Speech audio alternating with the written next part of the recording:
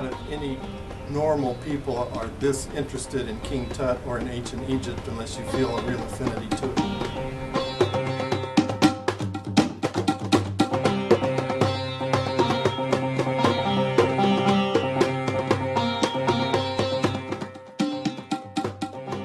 Eighth graders in Kentucky and in West Virginia, it's a required curriculum to study ancient Egypt. So I've had an awful lot of eighth graders come through the tomb. And then the tomb as it is now is on our website, and educators and people of interest have used my website all over the world. I'll just point you to the first item that I purchased when I was just a junior in high school. It's a rubbing that Peace Corps workers did in Egypt back in the late 60s off an Egyptian tomb stone relief, and you're not even allowed to do that anymore. I can't tell you how many things I have.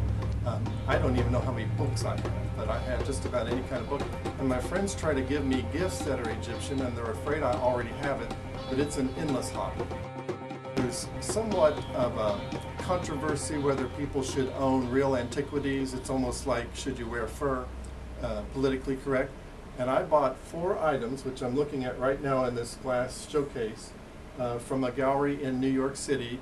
A coffin with Horus painted on it. I bought a wooden mummy hand from a coffin with the red paint still on it. And I bought a little Ushepti statue that had to do the work of the person in the tomb in the afterlife. And all of those are dated 600 BC. And those are the only actual antiquities that I have. Started my tomb. I had very little resources or money. I used to color photocopy pictures out of books and cut them out and put them on foam cord board and put them on a darkly lit shelf, and the school children thought that was an actual object. And I never told them it wasn't, I just let them look. And then when I had a little more resources, I was able to buy the actual recreated item from museums. And this is alabaster, and it's all hand painted, and it's an unguent jar that was from King Tut's tomb. And so I keep the paper versions around to humble myself, to remember when all I had were paper objects. And as I get ahead, I keep collecting recreated objects from King Tut's tomb, the closest I can get to it. I have the room set up so that when you walk into the tomb, it's dark. And when you get up and able to touch the mummy, when you touch the mummy, the lights come on automatically. Or I have my little jokes that I give them, like what kind of underwear did they find in King Tut's tomb? And they did find underwear. He wore fruit of the tomb.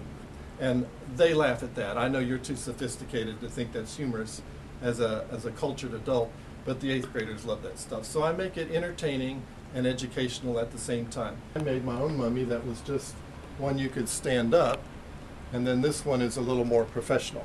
I always started out with something I made plain with my simple resources and trying to replace it with something more professional for an exhibit.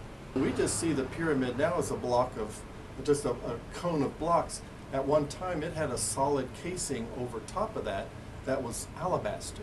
So it gleamed white in the sun, and they stole the outer casing of alabaster and used it in other temples. So all we're seeing is the under foundation layer of the pyramids. I have the actual shoes that Yul Brynner wore in the great movie The 10 Commandments as Ramses the Great.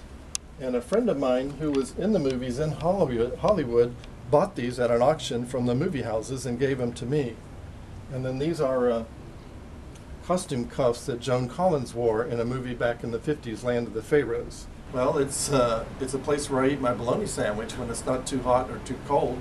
It's my getaway from the real world. It's my sanctuary, my inner sanctum. It's just a peaceful place to come and visit.